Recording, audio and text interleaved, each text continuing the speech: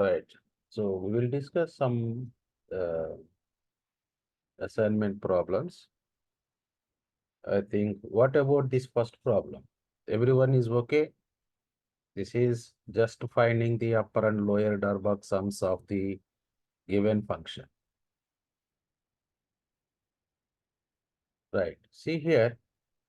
So we need to find the upper Darboux sum and lower Darboux sum of the function, which is defined by f of x is equals to x squared plus 3 for all x belongs to minus 5 comma 5, and P is my partition.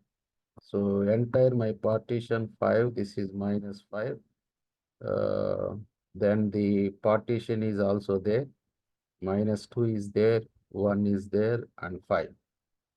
So this is my the difference between these two, or this is my x0, x1, x2, and x3. So now first we need to identify what is their distances. Distances is delta x1, that is x1 minus x0, that is minus 2 minus of minus 5, that is 5 minus 2, that is a 3. So the distance is always positive. And similarly, the distance of x comma 2, that is x2 minus x1, that is 1 of minus 2, that is 3. And delta x3 is x3 minus x2, that is x3 is 5 and x2 is 1. So 5 minus 1, that is 4. So here is the what is the norm of the partition here? Norm of the partition is here is 3 is 3, and this is a 4. So norm of partition is generally, we can say that one is the maximum of delta x1, delta x2, and delta x3. So that is simply 4. Of course, that is not required in this problem. So then after that, we need to identify what is the supremum and infimum of the function on each subinterval, isn't it? So see here, the m1 of p comma f is the supremum of the first interval. This is first interval. This is the second interval. This is the third interval. So in the first interval, what is the supremum of f of x, where x belongs to x0 comma x1? That is in between, what is the supremum? That is a supremum of x squared plus 3. That is my function, where x belongs to minus 5 comma minus 2. Right? So here is I applying the minus 5 whole square plus 3. Why I am putting the endpoints?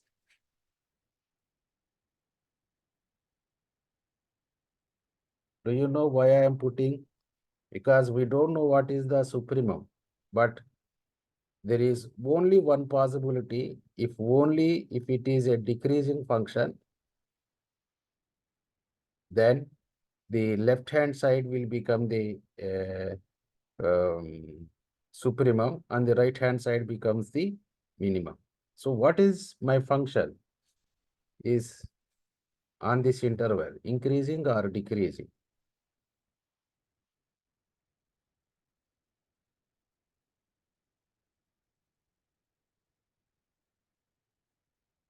Because x square is a x square is a positive and 3 is a positive, but the interval minus 5 comma minus 2, that is what will happen?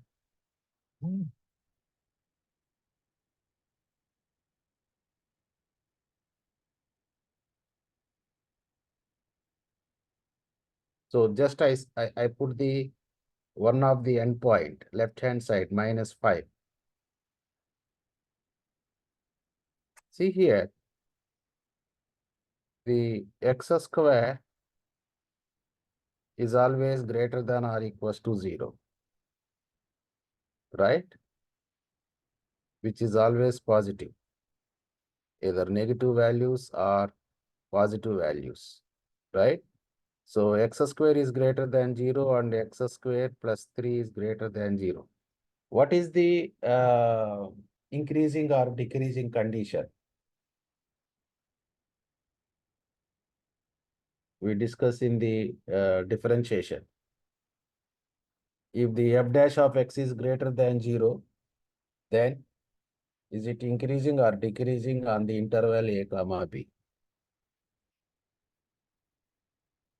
Anyone?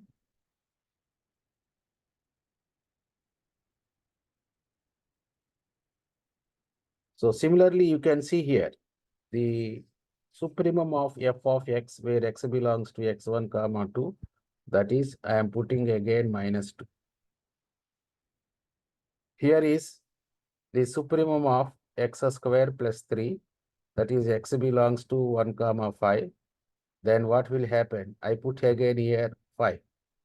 Because in this interval 1 comma 5, it is a monotonically decreasing and the remaining part is monotonically decreasing. So in such a case, what will happen?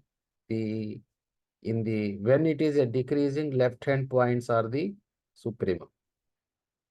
Where it is increasing, then we can see what is the 5 square, that is the right hand limit, that is your supremum. So here minus 5 whole square plus 3 is 28 and plus 4 plus 3 7 and 25 plus 3 is 28. And then your upper Darbox sum is summation I is equals to 1 2 3 mi of p comma f delta xi. So that is m1 delta x1 plus m2 delta x2 plus m3 delta x3. So m1 is 28 and delta x1 is 3 plus m2 7, delta x2 is 3 and m3 is 28, delta x3 is 4. So that is 270. So keep in your mind, don't forget to bring the calculator. So you need a calculator, right? So please bring the calculator for your coursework 1 exam, right?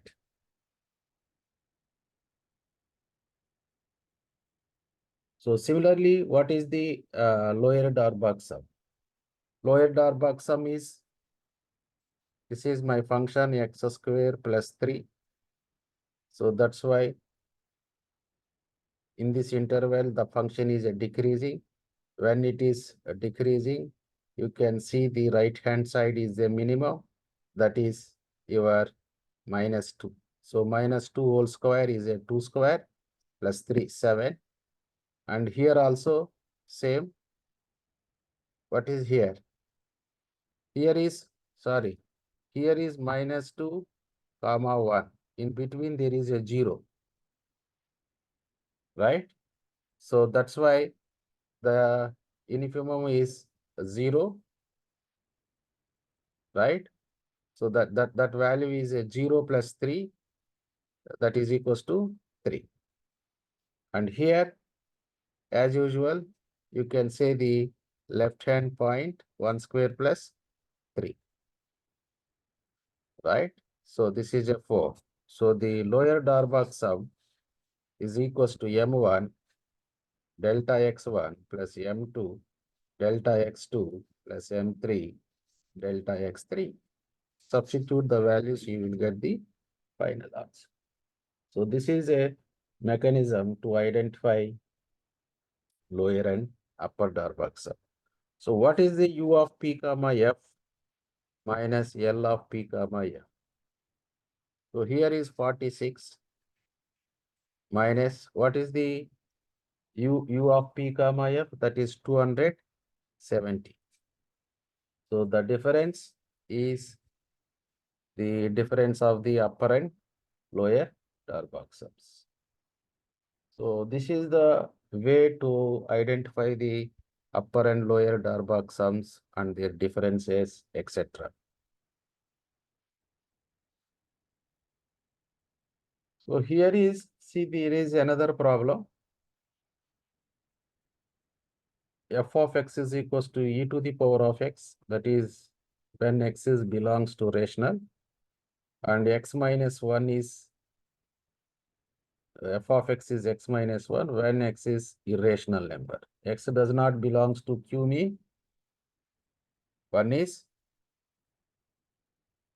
set of real lines is equals to Q union R minus Q. So this is rational, this is irrational. Sometimes this is, we call it a Q prime, right? So here is only just 3 points, right? And what I am going to calculate, same, I need to calculate upper and lower Darboux sums. So the entire 0, 1 is divided into 2 parts. This is my x0, this is my x1, this is my x2, right? So delta x0, what is this one? I think it is a delta x1, right? Not x0. This is 1. Delta x1 is 3 minus 5, 0. And this is delta x2, that is 1 minus 3 over 5. But you need to identify what is this function, right? So x minus 1 is less than or equals to 0. 0 is less than e to the power of minus x. How could we get that one? So for example, here x belongs to 0, 1 implies 0 is less than x is less than or equals to 1. Isn't it? So if I am subtracting by 1, what will happen? Minus 1 is less than or equals to, or yeah, minus 1 is less than or equals to x minus 1 is less than or equals to 1 minus 1, that is 0. So x minus 1 is less than or equals to 0. This is the left-hand side inequality. Of course, exponential function, either it is power minus x or plus x, that is always greater than or equals to.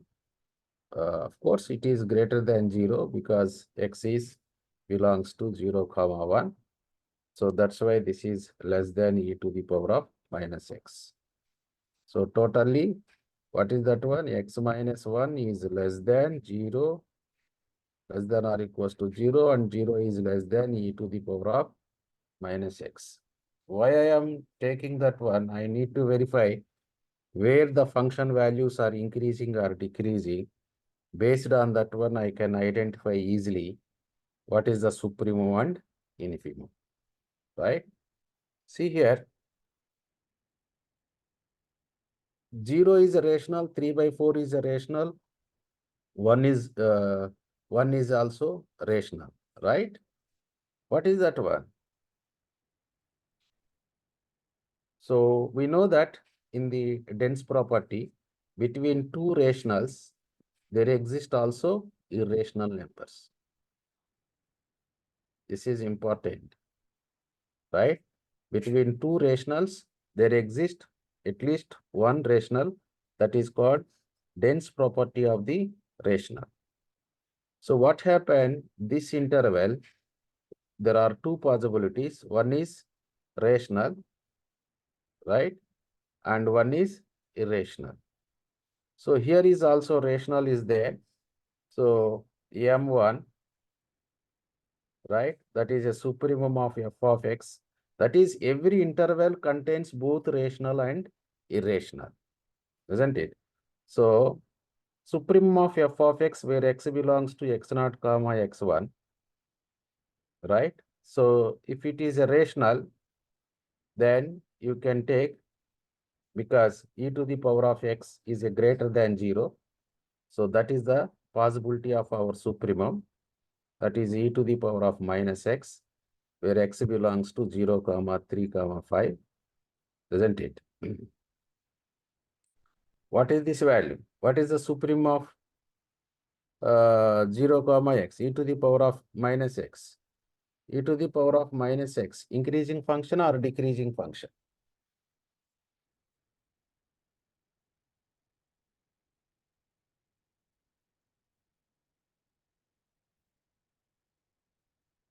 So you can easily identify. So suppose if you substitute at e to the power of at x is equals to 0, what will happen? That is a 1,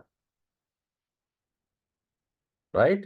So that is the maximum. So when you substitute after the 0 values and these function values are gradually decreasing.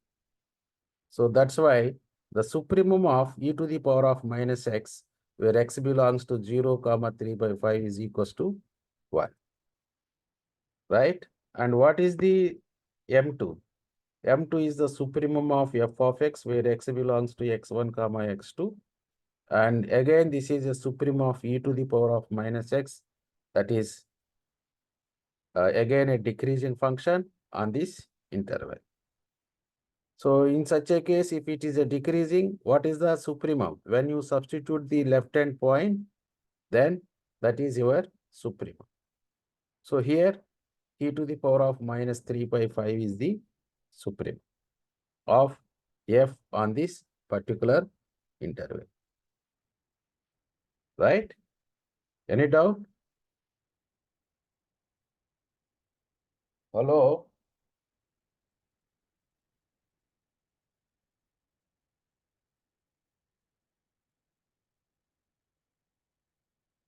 Okay. Are you hearing me? Yes, we can hear. Yeah. So please let me know. Otherwise, I don't know the situation here. Internet may be flexible. Right. So this is my supremum and supremum of f on the first interval and supremum of f is the second interval. So then, similarly, we can identify, so every function, every interval has irrational numbers. So once it is a irrational number, that will be infimum, right? So that's why we are taking the function x minus 1, because my function is defined like that one. If x is not a rational, then my function value is x minus 1, right? So that's why the minimum will go into x minus 1. Why? Because this value x minus 1 is less than e to the power of minus x. So that's why we took infimum of x minus 1 and 0, comma 3, 5, 3, comma 5.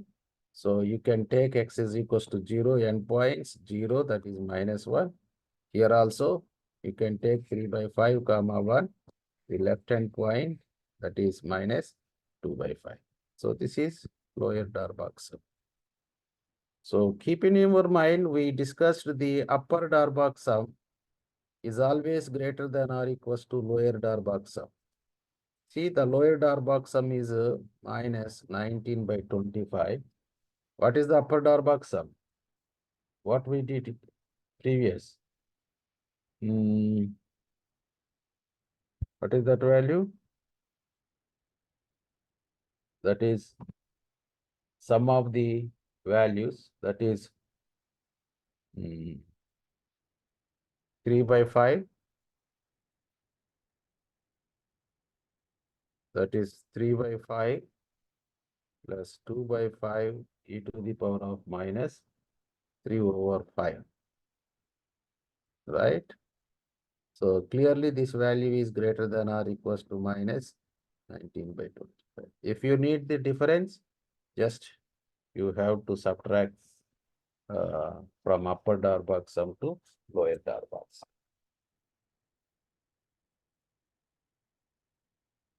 So here, this is a sin x, right? So in this one, you need to find u of p comma f and l of p comma f, isn't it? So what is the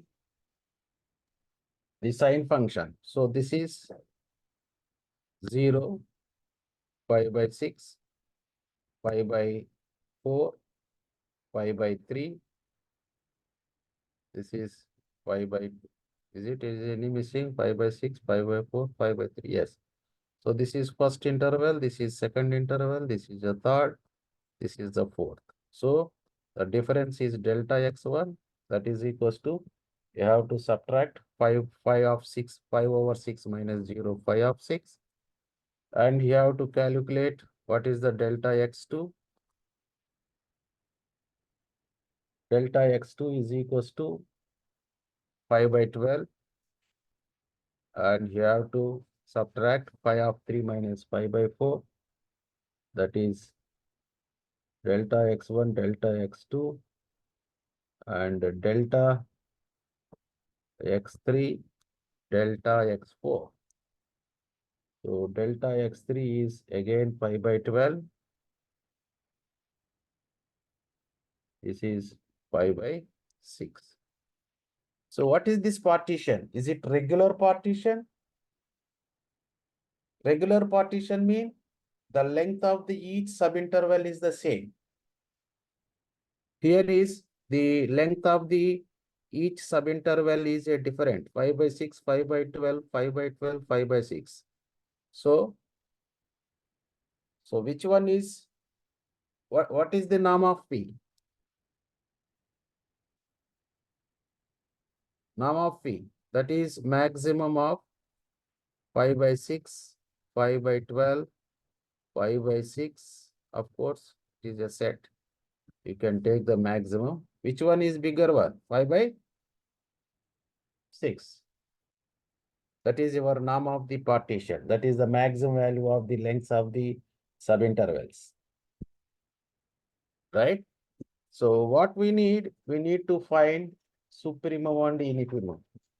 So what is the supremum of f of x? So you know that sin x is monotonically increasing function in each segment. If you take this one, this is a monotonically increasing function sin x from 0 to pi by 6, pi by 6 to, because we know that sin 0 is 0. Sin pi by 2 is how much? 1, huh? Is it? The last one. Sin pi on 2 is 1. Yeah. So everyone know that one. Pi by 6 is, what is that one? 0, pi by 6 is 30, right? 30 degrees. This is 45. This is 60. This is 90, right? So sine, cos, tan. If you do not have any calculators, you can see. First you can write 0, 1, 2, 3, 4 and divide by 4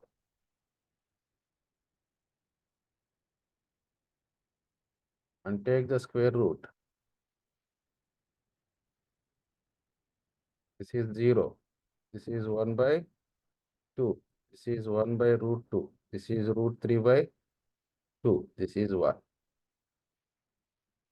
Right? Once if you know the values, the reverse order will be cos. That is 1. Next, root 3 by 2. This is 1 by root 2. This is 1 by 2. This is 0. Tan is sin by cos. That is 0. So here 1 by 2, root 3 by 2. What happened? 1 over sin by cos. 2 to cancel, right? 1 by 2 by root 3 by 2. 1 by 2 root 3 by 2 is 1 by root 3. Is it correct? Tan 45, 1. 1 by root 2, 1 by root 2 cancel. Here is. So 2 to cancel. You will get root 3 by 2, 1 by 2, 2 cancel, we will get root 3. This is again, what is this one? Of course, that is an infinity. Yeah. So you do not have any calculators. This is one simple mechanism to calculate. Okay. So what happened on this interval? Your sine function is gradually increasing function. Here is increasing. Here is increasing. Once the function is increasing, we know that at the left hand point is become a infimum and the right hand value become supremum, isn't it? So what is your m1? M1 is equals to sine y by 6, right? And m2 is, you can write simply, what is the next one? Pi by 12. Next one, sorry, not pi by 12. How much? Pi by 4. M3 is equals to sine pi by M4 is sine pi by, right? So what is the infimum? See here, what is the cos function in this one? 1 to root 3, decreasing. Here is a decreasing. Here is decreasing. Here is decreasing, right? Okay, so the cos is not, because problem can be any either sine or cos or tan. So you have to find those values. Similarly, M1 is sine 0, M2 is sine 5 by 6, etc. Then you have to calculate what is the difference of u of p comma f, right? So that is minus L of p comma f. That is nothing but summation I is equals to 1 to 4 mi minus small mi times delta x1. So we have to calculate what is this one. This is delta x1 is 5 by 6. Right, that is delta x1 times capital M1 minus small m1 delta x2 times m2 minus small m2 plus delta x3 times m3 minus small m3 plus delta x4 times m4 minus small m. So you have to substitute what is the delta x1. This is a 5 by 6 and this is upper one, that is a sine 5 by 6, right? Sine 5 by 6 is equals to how much? That is 1 by 2, right?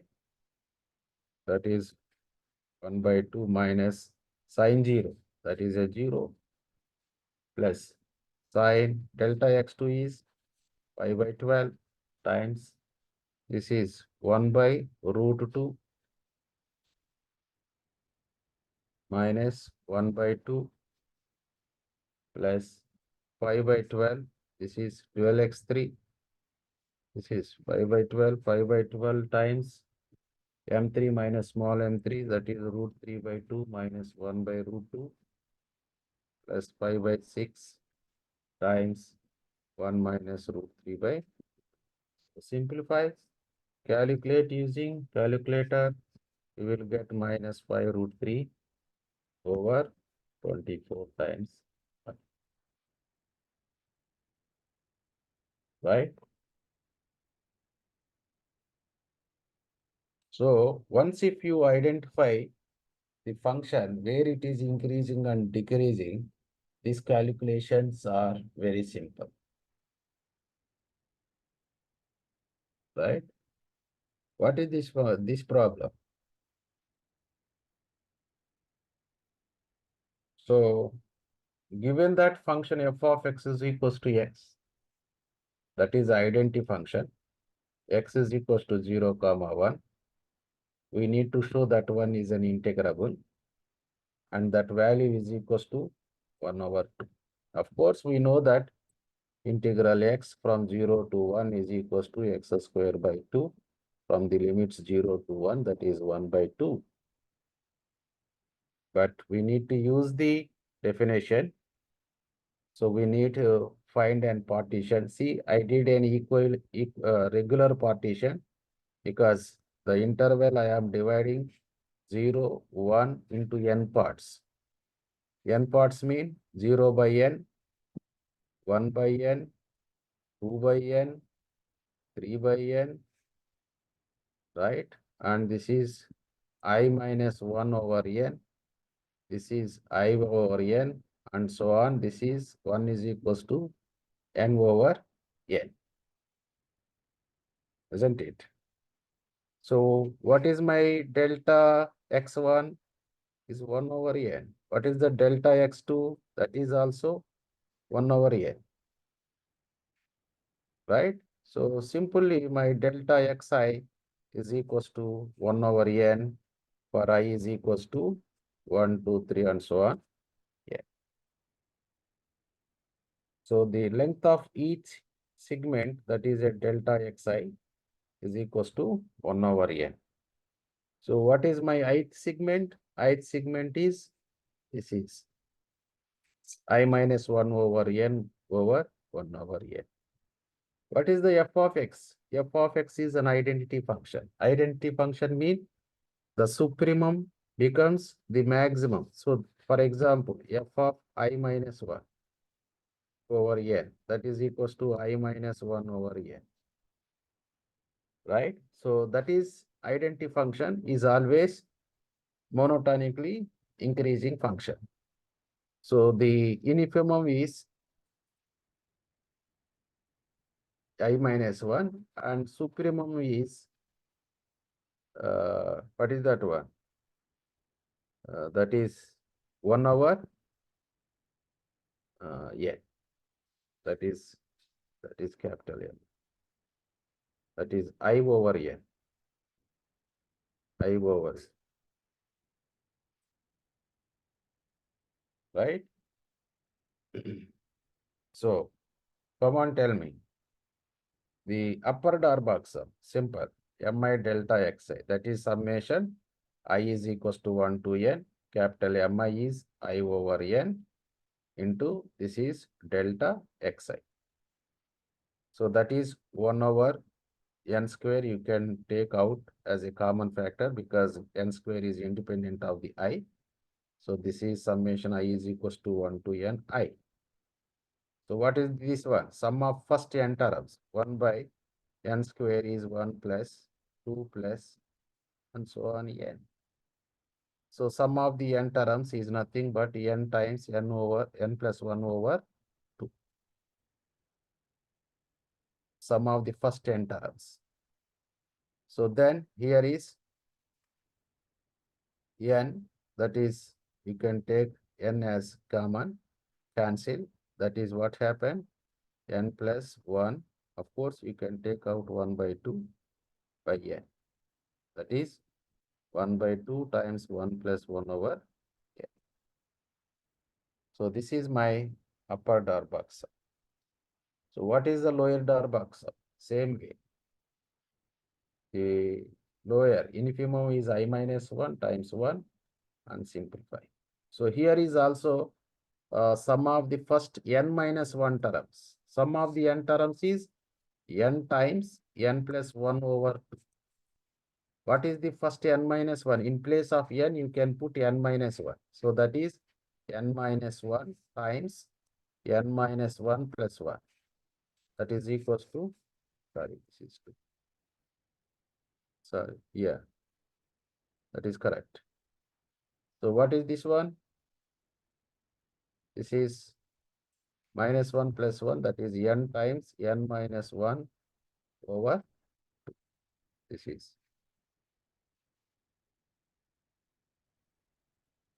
So take 1 by 2 and n cancel, we get 1 minus 1 over n. So what is the difference? The difference is 1 over 2, 2 by n, that is 2 cancel, right? So you will get 1 over here. So what is the u of P1? This is the what is the u of P comma F? That is how much we got it. U of this is u of P comma F is 1 by 2 minus 1 by 2 times 1 by N minus of this is sorry. This is for plus 1 by 2 minus what is this one? This is minus 1 by 2 plus 1 by 2 times 1 by, right? So minus 1 cancel. We will get 1 by 2 plus 1 by 2, right? That is 2 cancel. We will get 1 by 8, right? So 2 halves, that is a 1. So 1 over 1 times 1 over 1 over n, that is 1 over n. That value is less than epsilon. You can consider this is a value of less than epsilon. So then by the Darbox criteria, right? So that is we can say clearly that one as f is an integrable. So then here, how to calculate 0 to 1 f of x dx is equals to supremum of L of p comma f. That is supremum of L of p comma f. Why? What is the, this is n, right? The supremum is what we are taking a limit n tends to infinity, isn't it? 1 by 2 minus 1 by 2 times 1 by n. So that is equals to 1 by 2 minus limit 1 by n. That is 1 by 2 minus 0. That is equals to 1 by 2. This is 1 by 2. Right? So integral 0 to 1 f of x dx is equals to 1 by 2. So this is the way to calculate the basic stuff. And similarly here, right? So what is this value? The one is that is x belongs does not belongs to Q. This is x belongs to Q. You know that, but here is a P. Before we solve this, one is minus 1, one is a plus 1, or one is 0 and another 1. But here is simply they are putting a P and a Q, right? Where P comma Q are both are real numbers and Q is less than P, where x belongs to A comma B. So what we need to calculate what is the upper Darbox sum, sorry, upper Riemann sum. This is upper Riemann sum, this is lower Riemann sum. So if these two values are equal, then we can say f is integrable. If these two values are not equal, we can say f is not Riemann integral. So you can divide the interval a comma b. This is a, this is b, this is your, you can say xn. So you can say this is x naught. So this is x1, x2, this is xi minus 1, and this is xi, and so on. The last one is xn is equals to b, isn't it? So now, after that, we need to calculate infimum and supremum. What is the supremum of f on this interval?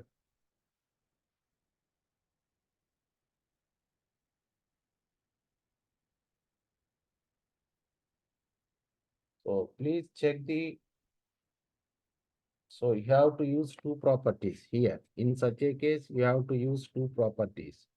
One is dense property.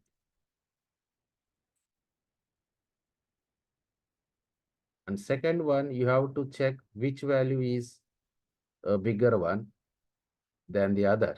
So here two values, the Q is less than P, sorry, P is less than Q. So according to the dense property, right? Suppose this partition is, let us assume that partition is a regular partition, right? So if there is no partition be given, we need to try to take the regular. The regular mean the each length of the subinterval is same. So according to the dense property, in the first interval, so in each subinterval, xi minus 1 comma xi, right? There is a rational and irrational numbers, right? So that is if f of, let us say, some f of xi I, right? Whatever in between f of xi I is capital Mi, and f of uh, say, let us say the you can say, what is that one? Let us say some Ci, that is equals to small m, right? So what is the small mi? What is the capital M? Because what happened, any value, you can take any value in between, because every subinterval contains both rational and irrational. So one of these values, either P or Q, right? Suppose if I am taking xi is a rational,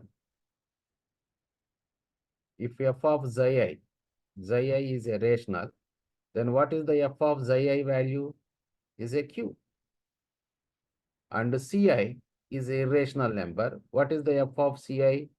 That small mi is equals to p. Why? Here p is less than. So q is a bigger one, p is a smaller. So which one is big? That we call it as a supreme. And p is a infimum, that is this is. Right? So you can calculate what is the upper Darbox sum u of p comma f, that is summation I is equals to 1 to n 1 to n, isn't it? Mi, capital Mi times delta xi. What is the capital Mi? So this is true for every partition. So in this interval, supremum is q. In this interval, supremum is q. So for each subinterval is a q, because by dense property, every subinterval contains both rational and rational. So this is true for all I is equals to 1 to n. So that's why I am going to write here I is equals to 1 to n. This is a q times delta xi. You can take q out, summation, because q is independent of I. You can take common 1 to n delta xi, that is equals to q times b minus a. And similarly, you can calculate L of p comma f is equals to summation I is equals to 1 to n small mi times delta xi. That is nothing but p times summation I is equals to 1 to n delta xi. That is p times p minus a. Here, this is a q minus p. So strictly we know that p is, so this is true for all partitions. This is true all partitions P on closed interval a comma P. This is belongs to P of a comma. So what happens? What is this one? This is to mean the infimum of u of p comma f is nothing but upper Riemann integral that is equals to q times b minus a, right? And similarly, the supremum of L of p comma f, where supremum is taken over all partitions p of a comma b, that is denoted by lower integral a to b f of x dx. But this value is nothing but, what is that one? P times a minus b. But the condition is here strictly see, p is strictly less than q. So p is strictly less than q mean, what is that mean? So p is less than q. So p times b minus a is also strictly less than q times b minus a. Why b minus a is greater than 0? Right? So these two are not equal. Therefore, the lower is not equals to upper Riemann. So that's why the function f is not Riemann integral.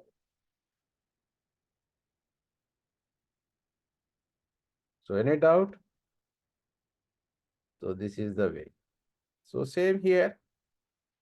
So my function is defined as this one, and solution is there in your material. You have to check, right? The same way. So find supremum, because I am dividing a regular partition, because the function values are only 2, -1 and +1, right? So you have to check what is your supremum and infimum. And here is, this is for I is equals to 1 to n minus 1. But the supremum of the last one, right? This is a 1, this is a 0, this is -1. Of course, whatever this one, this is my x naught, this is my xn, isn't it? So here is the supremum and infimum, or when x is not equals to 1, both values are 1, supremum and infimum. So both are same up to n minus 1. But the nth interval, xn minus 1 and xn, the supremum is +1 and infimum is -1, because at x is equals to 1, right, that value is a -1. So that's why we have to calculate the upper Darboux sum is nothing but second 2, and the lower Darboux sum is 2 times xn minus 1, right? So this is true for every partitions.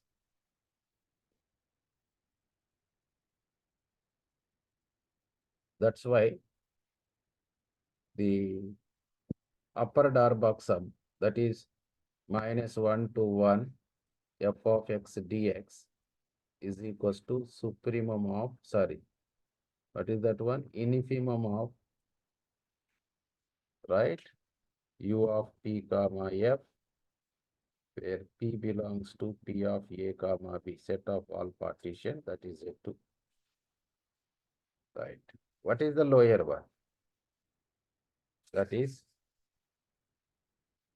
the lower, because the values of xn minus, here xn minus 1, this is a 2xn, that is -1, 1 f of x dx, that is lower Riemann integral, is the supremum of L of p comma f, where p belongs to p of a comma b. That is nothing but the supremum of what is L of p comma f? That is 2 times xn minus 1 such that xn should be lies in between minus 1 and plus 1. What happened if you multiply with 2? This is equals to supremum of what is the left hand side? This is minus 2 comma 2. So what is the supremum of this one? That is nothing but 2. So the upper Riemann integral is 2 and the lower Riemann integral is also. So both are equal. Then the function is a Riemann integral. Then that value is equals to 2.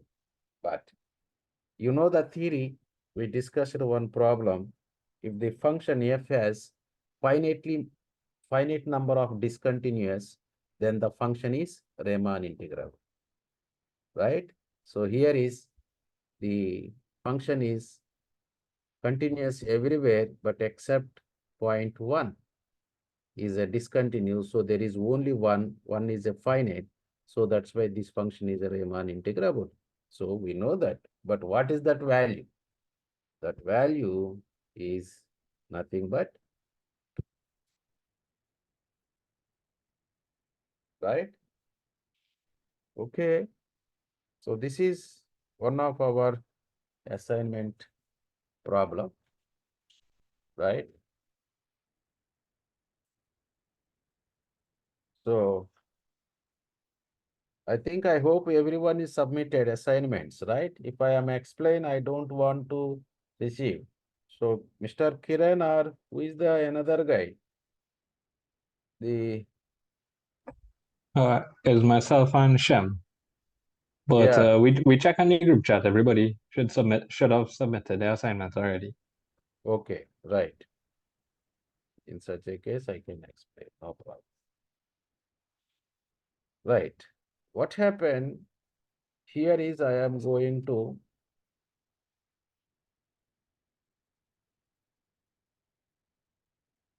this is my function. G is defined from 2 phi to r by g of x is equals to 1 if x is belongs to Q and 4. So x belongs to Q complement minus phi. That is set of irrational numbers, but it is not in the phi.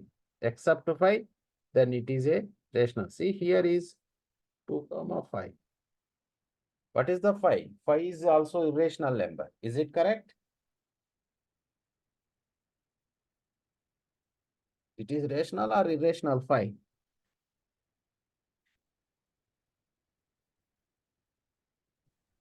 Pi is irrational. Yeah, that is 22 by 7, right? Is it correct? What is the phi value?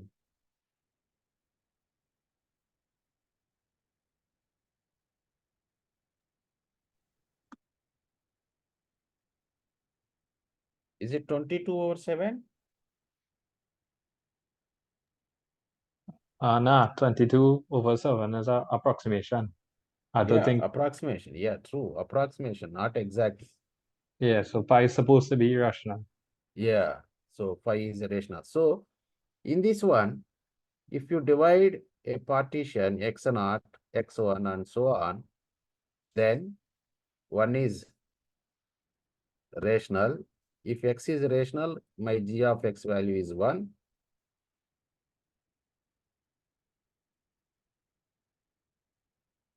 And if x belongs to irrational except phi, that is a 4. But at x is equals to phi, that value is 6. This is my function. What happened? I need to verify whether this function is. So we know that. What is the Riemann sum? So we know that summation small mi is less than or equals to f of x is less than or equals to capital M. Your upper Darbox sums is based on the summation mi delta xi, and your lower Darbox sum is the sum of small mi delta xi. But when the sum, we are calling, what is the sum? S of course, this is a G. Of course, here is S of P comma F is equals to summation I is equals to 1 to N F of Xi times delta Xi, right? So you can write here is Ji. Ji is lies in between the ith interval Xi minus 1 comma Xi. So this is, we call it a Riemann sum, right? So this is my partition. First one, either prove or disprove. Any space, next one? No. Right.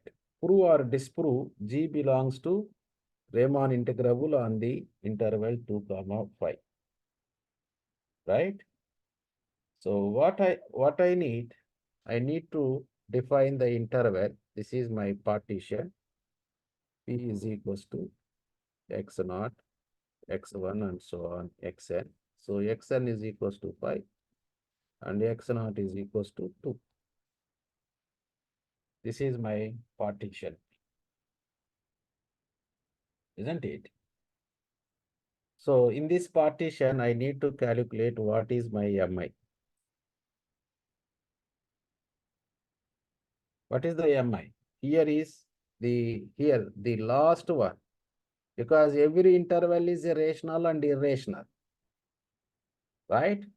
So capital Mi, I can find which one is the supremum.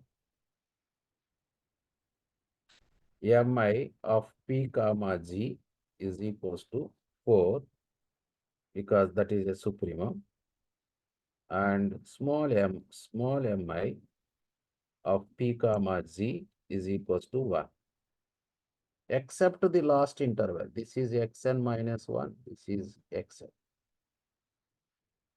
On this interval, this is for n is equals to 1, 2 up to n minus 1. So what about for I is equals to n? This is I is equals to 1 to n. What is the last one? In the last one, my supremum is 6 and infimum is, what is that one? 1. At I is equals to 1, the mn of P comma G is equals to 6 and small mn of P comma Z is equals to 1. Then calculate U of P comma Z, that is summation I is equals to 1 to n capital Mi delta Xi. So divide two parts, because up to n minus 1 is one value, the last one is one value, right? So I can separate it, this one, summation I is equals to 1 to n minus 1 Mi delta Xi. The last one is Mn, right? Delta Xi. So you can expand, because all values are 4. So you can take out 4 into summation. What is this one? I is equals to 1 to n minus 1.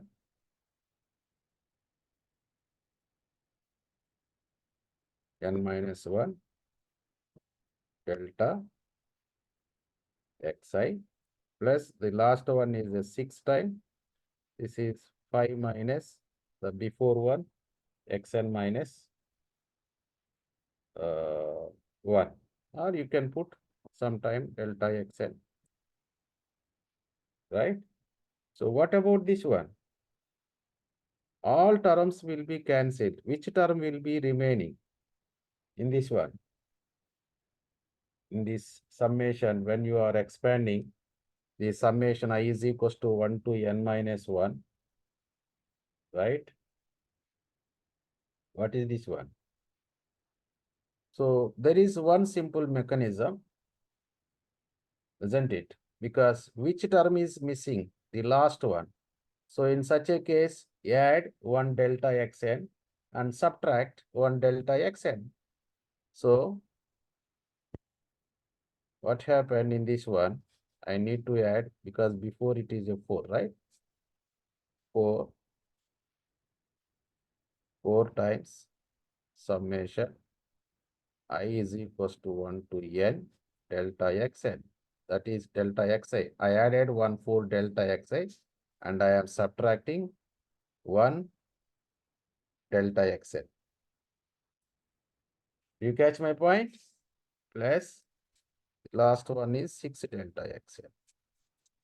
So this is nothing but 4 times summation I is equals to 1 to n delta xi plus 2 delta xn,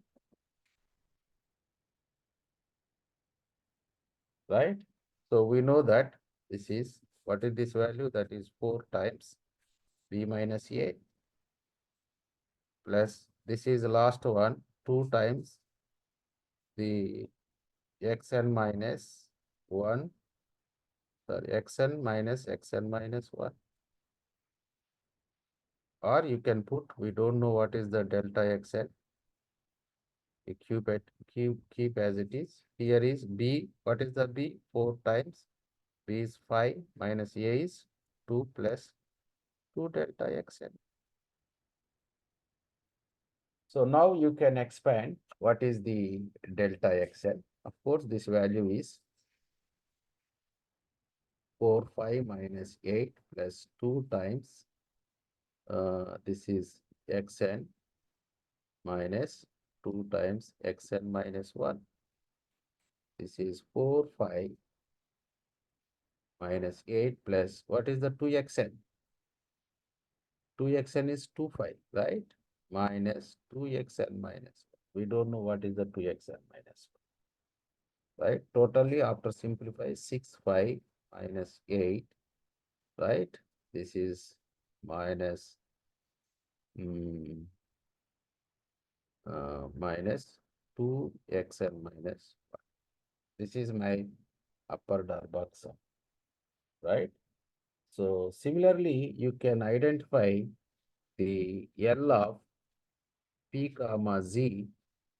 You can see that value is 5 minus 2. Of course, I will upload the solution. You can see, say same thing, the same approach, because here is up to here is a 4 and the lower is a 1. So that's why no problem here. We will get 5 minus 2 value. So this is true for every partition. This is a true for every partition, isn't it? What is the upper Riemann integral? That is 2 to 5 upper Riemann integral g of x dx is equals to infimum of u of p comma z, where p belongs to p of a comma p. What is this value? This is infimum of, what is this value? 6 5 minus 8 minus 2xn minus 1, such that where is the xn minus 1?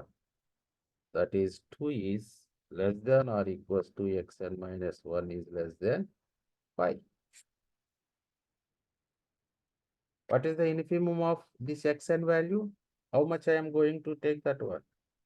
That is, the infimum is 2, right? Simply substitute that value in that equation, isn't it? In 2x, what is that infimum? Infimum is 2, right?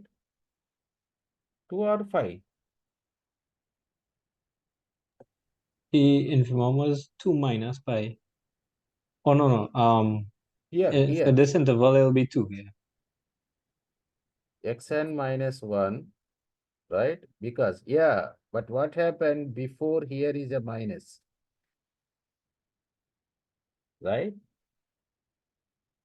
So, okay, you can see here. 2 is less than xn minus 1 is less than 5, right? But here, what is the value? 2xn. So you have to multiply 2, right? Okay, na? 2 times 2, 4 is less than or equals to 2 times xn minus 1 is less than 2, 5. But here is a minus is there. So you have to multiply with minus. That is minus, that implies minus, what, okay,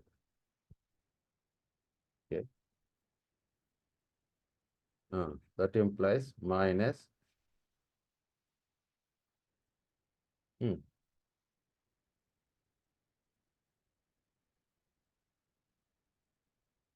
hmm, come this side.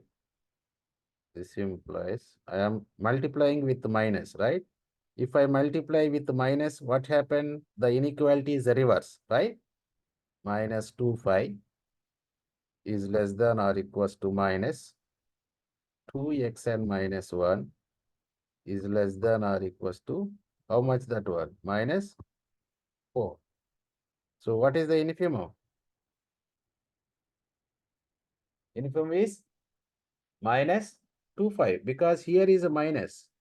So that's why that is 6, 5 minus 8. So minus 2, 5, you can put that one. That is minus of minus plus. That is, you can take that value as how much that one? Minus 2, 5. So what happened here? 6 minus 2, 5, that is a 4, 5 minus 8. So that is 5 minus 4. So similarly, the lower Riemann integral, that is 2 phi f of x dx, sorry, g of x dx. What is the lower? I think we got some small here. This is true for all. This is a constant. So this is 5 minus 2. Here is 5 minus 2. Here is a 5 minus 4. Both are not equal. Therefore, g is not Riemann integrable on 2 comma. Any doubt?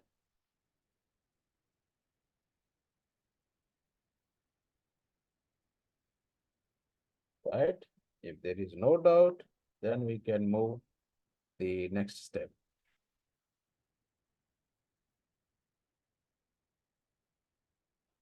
So now, so the function is the function g is not a Riemann integrable, right? So now I am going to delete all this color.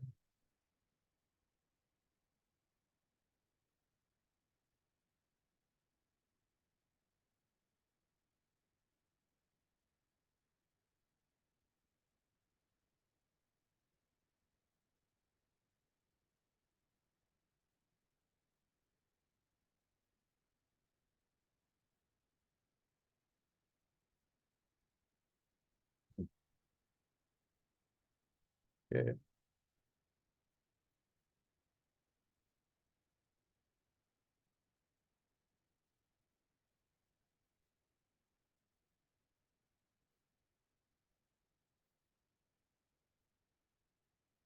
I need to, I think it will not arise because we need to change the screen.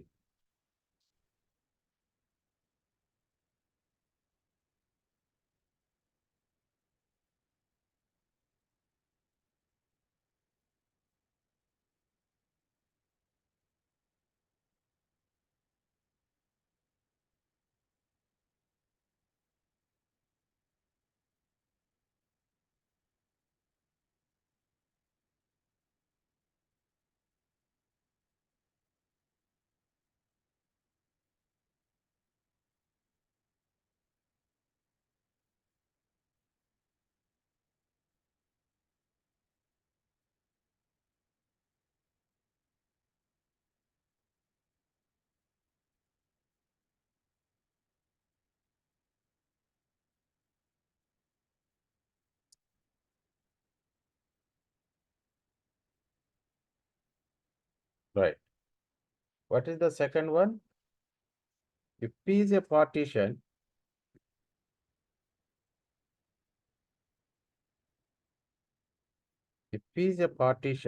and consider the Riemann sum is G of J times delta Xi, where Ji belongs to this intersection, this one, for I is equals to 1 to n, and calculate the limit norm P tends to 0 mean as n tends to infinity, because the maximum length goes to 0 mean the number of points in the partition is approaches to infinity.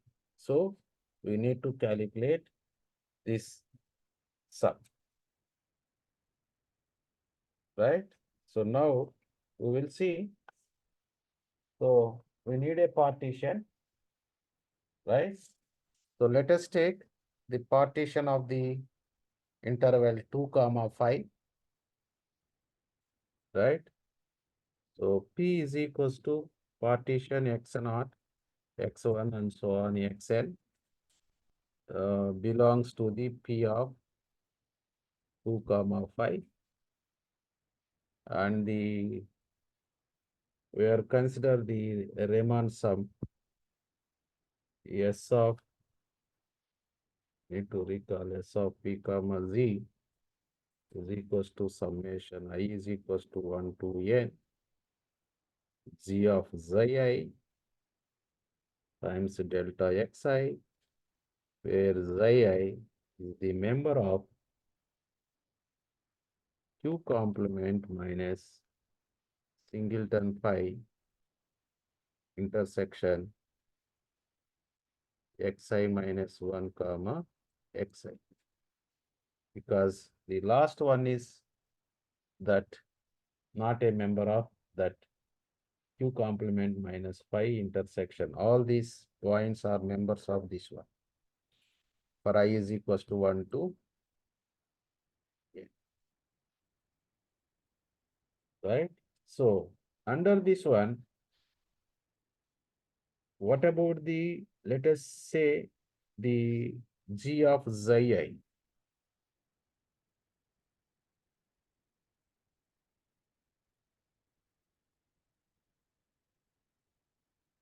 When it is a Gi is a member of this one, what is the G of Zi? I can take that value is 4. Why? Is it sharing is appearing this one? Hello?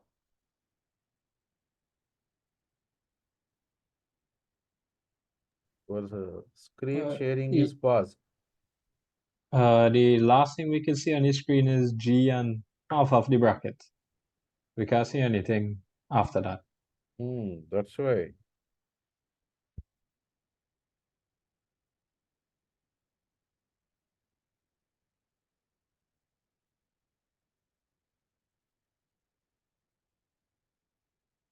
Now okay, na?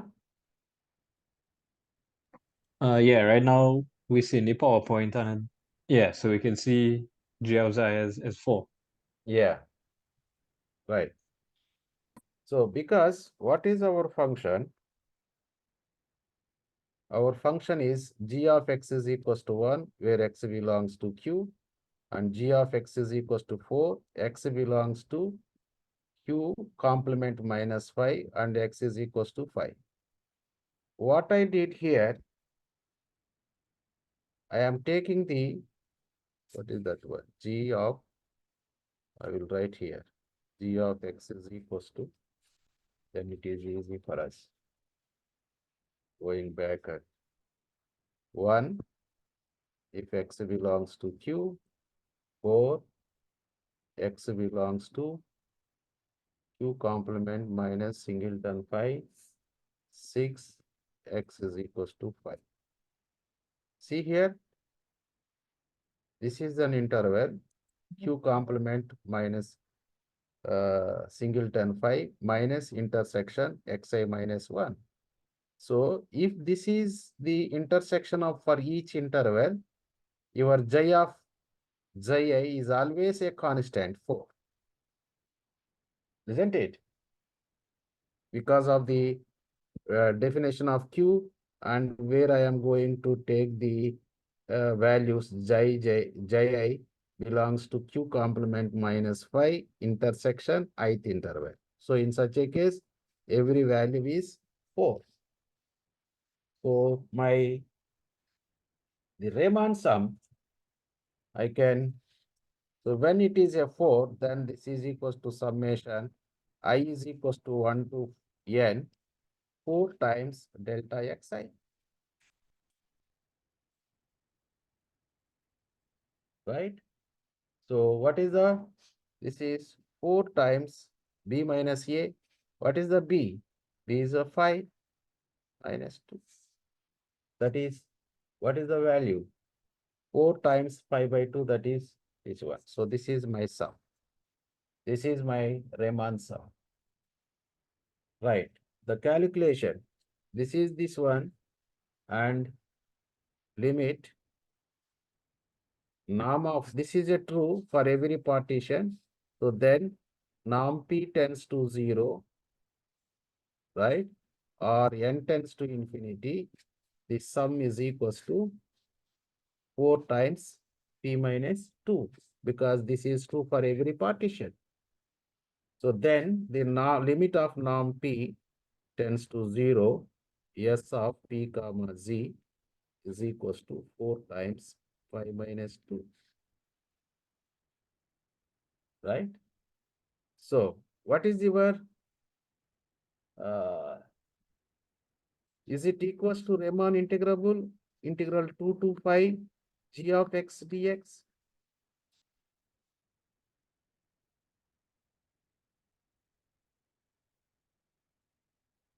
No, the limit does not equals to this one. Why?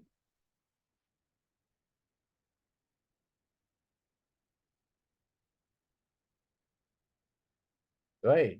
Because already we proved. What is that one? The upper, the upper Riemann integral.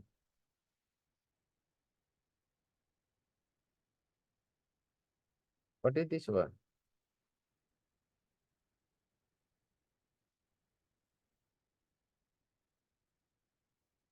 The upper was 6 into pi minus 2. 6 times? 6 times pi minus 2. Yes. What is the lower one? Pi minus 2.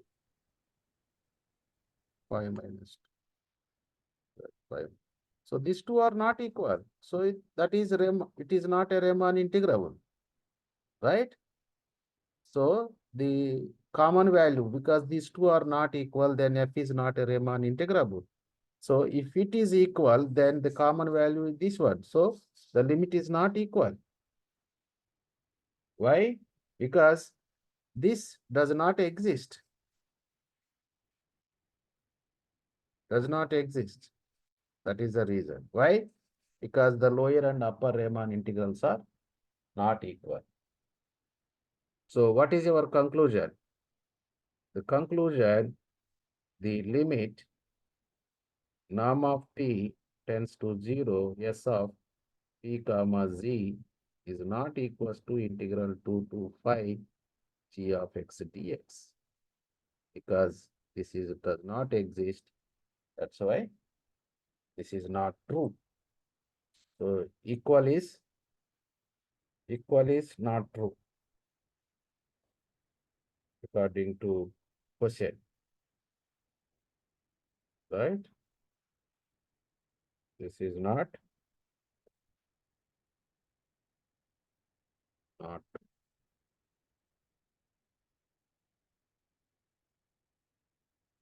That is your assignment question, right? So what is the second question? Using Darbox criterion for the Riemann integrability, f is an integrable on closed interval a comma b. So it is simple, we discussed that one. Um,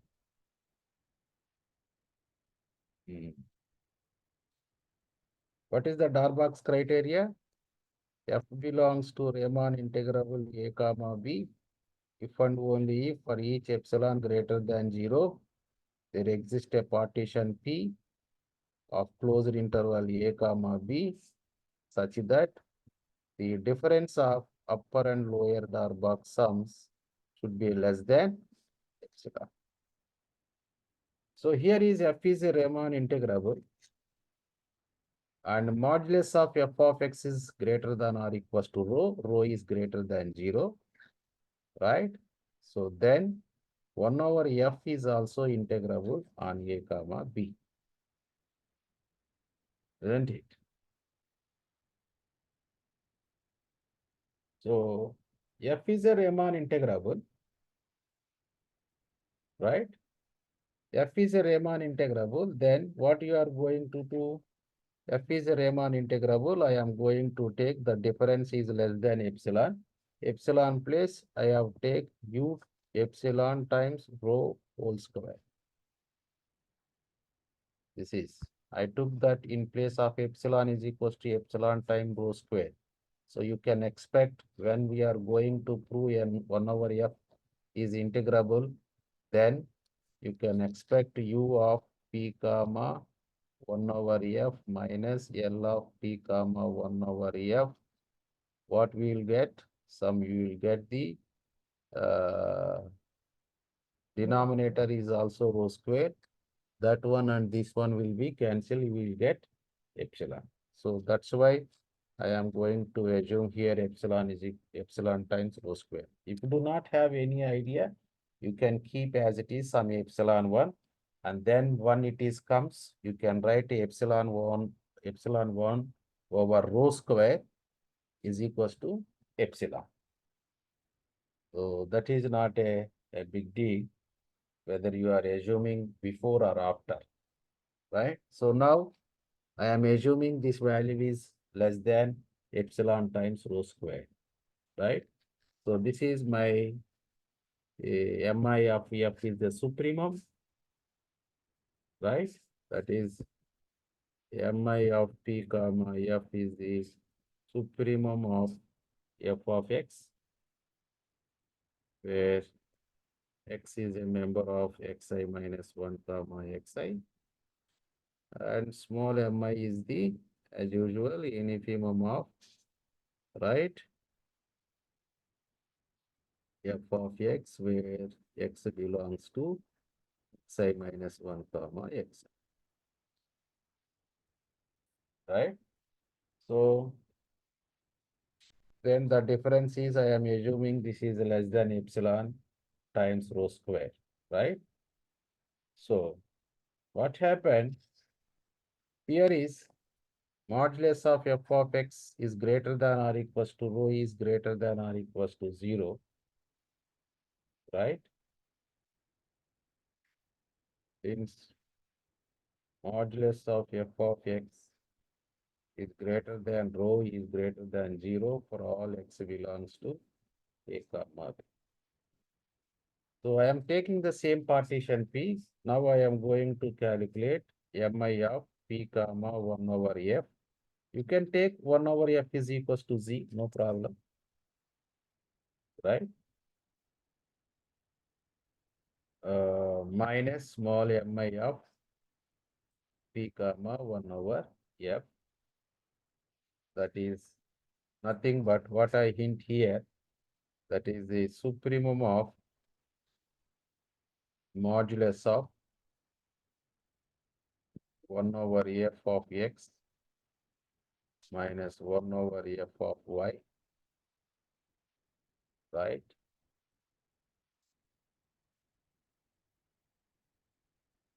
Right, such that where x comma y belongs to the ith interval xi minus 1 comma xi,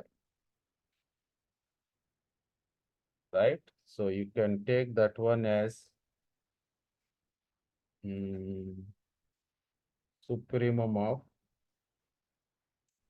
modulus of 1 over f of x minus 1 over f of y, such that x comma y belongs to ith interval.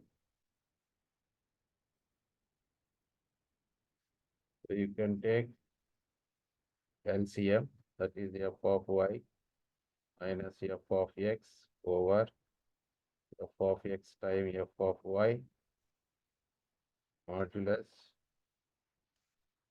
such that x comma y belongs to ith interval, right? But we know that the product, what is the product? Modulus of f of x is greater than or equals to rho. So modulus of f of x, f of y, right? What is the value? Is equals to mod f of x times mod f of y, which is rho times rho, that is equals to rho square. So 1 over mean, that is supremum of, right, f of y or f of x, you can take modulus, no problem. That is a rho square, such that x comma y belongs to xi minus 1 comma x, right? So we know that the supremum of f of x minus f of y, so you can take out 1 by rho square, 1 by rho square,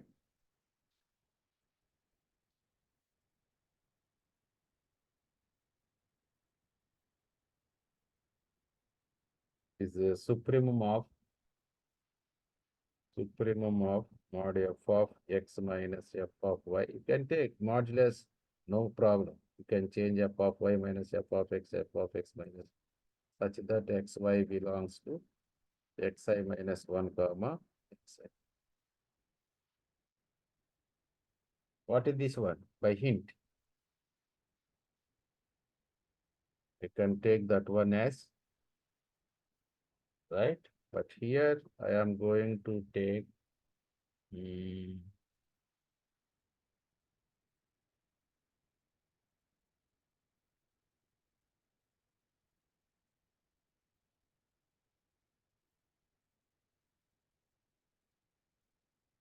here is should be a less than, because here is less than rho square, no?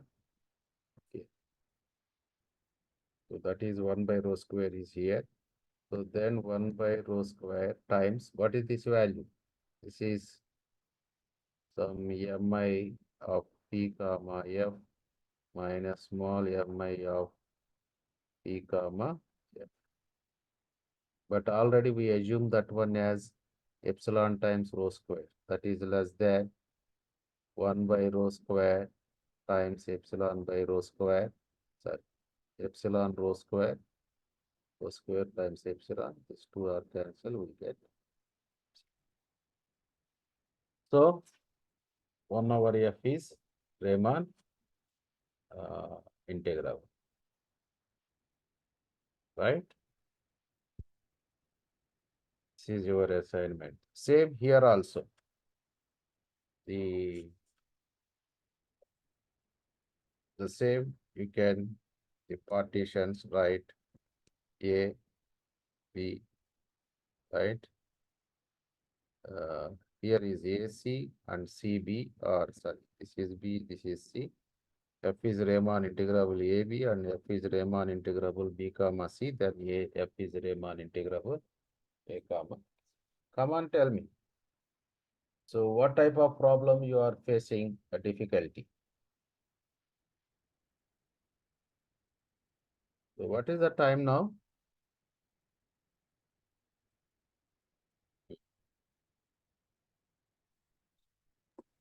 Now it's like 9:15.